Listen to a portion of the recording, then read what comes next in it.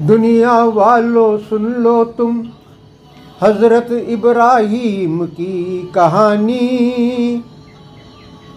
अल्लाह ने फरमाया सुनाओ इब्राहीम खुद अपनी जुबानी। अल्लाह वालों के लिए भेजता हूँ मैं दुनिया में अपनी कहानी। वो नहीं समझ पाते हैं जो भटके हैं समझदार नहीं।